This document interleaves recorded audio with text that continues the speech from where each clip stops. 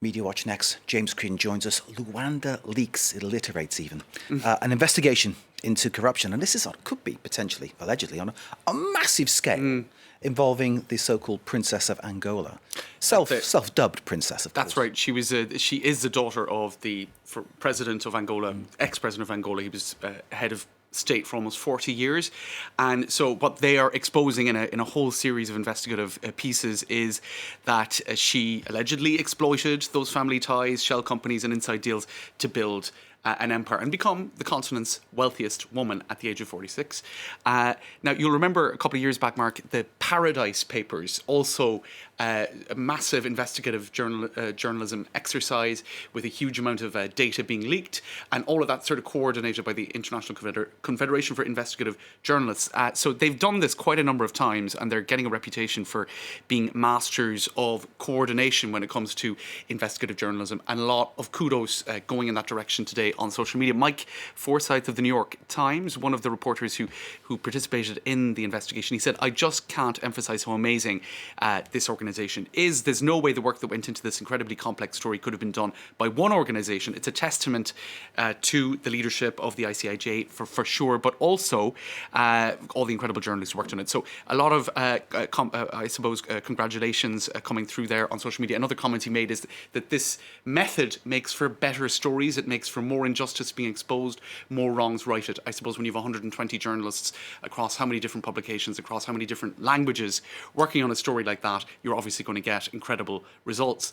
And so the synergies were there. And one journalist mentioned by Mike Forsyth is Portugal's Expresso newspaper, one of their star reporter journalists, Michael Pereira. Of course, Angola is a former Portuguese colony, a Portuguese-speaking country, and so a lot of the investigation that went into this report, a lot of it kind of came from Portuguese language journalists. Now, what her answer to all of that is that the press from former colonial masters, for example, well, Portugal is clearly what she's talking about there, are targeting her for being a successful black businesswoman. Via her Twitter account, she has accused Western media, especially those from Portugal, of racism and prejudice, bearing in mind that a lot of her business interests were in Portugal, where she had even bought shares of banks and whatnot. So that's one of the issues, isn't it? Because she didn't shift the money herself. Right. She used advisors. Yes. Some of them would have been based in the, in inverted commas, West. Yes. And they may be sort of big white organisations, Right. if you like. And clearly there's another side there to this whole thing, which reveals the gross hypocrisy Yes. from many Western sides of this Definitely. argument, that they will collaborate with Right. the people who are the kleptocrats Yes. in countries that are impoverished, and the people are in grinding poverty, and someone's shoveling out loads Right. of money, So- but then they'll complain about it afterwards. Yes. So if there's like 3 or 4 different aspects of this story that I would identify as interesting. First of all, the process, which we've just spoken about. Second of all, corruption in Angola.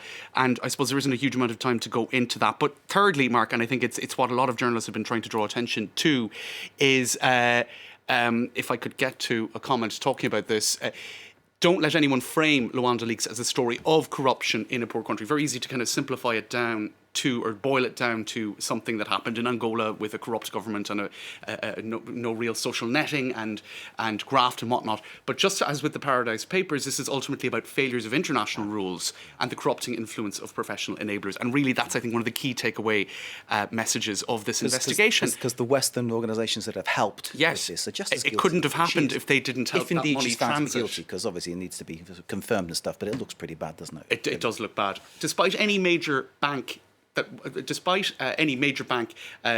wasn't part owned by Dos Santos refusing to work with her. So basically the banks that actually collaborated were often banks that she owned a stake in, because the others didn't really want to have much to do with her.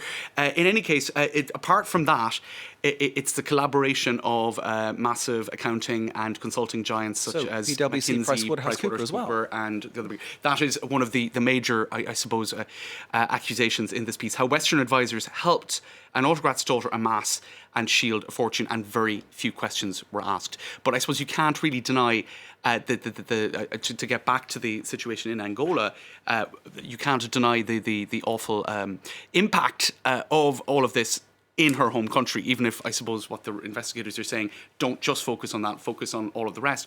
But as one commentator says here, I know so many Angolans who've paid the price for this colossal greed, stupidity, immorality. It's a very poor country. Because it is one.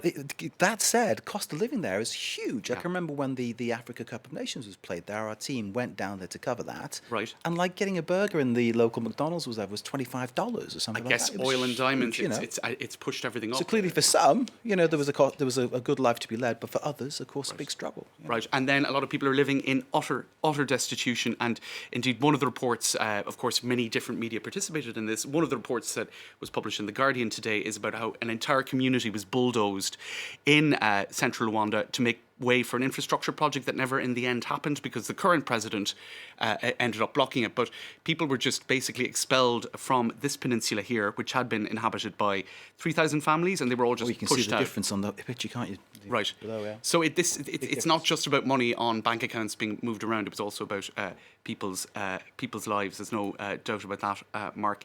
Other comments. Well, there was just a huge amount going up on social media about it today, but worth pointing out as well that several luxury brands have been tarnished by the reporting.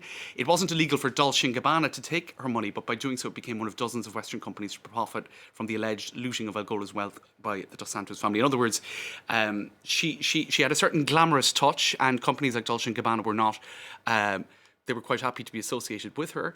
And if you look, just to kind of complete, this was Jeune Afrique, one of the widest selling, most distributed French language weeklies in Africa. They were on the front cover of that, she and her husband, in 2017, being bigged up as, I suppose, a power couple on the continent. The thing is, though, when someone buys your products, do you necessarily know where they get their money from? So is it unfair to judge Dolce & Gabbana along those lines? Right. Just raising the point, Right. it's playing devil's advocate here, but there you go. But Fair clearly, Isabel dos Santos has some serious questions to answer. James, thank you, as Thanks, ever, Mark. very much indeed. James with Media Watch. Thanks to Cole for the business, too. Great to see you, sir. And thanks to you for watching. Stay with us. More to come here, live from Paris.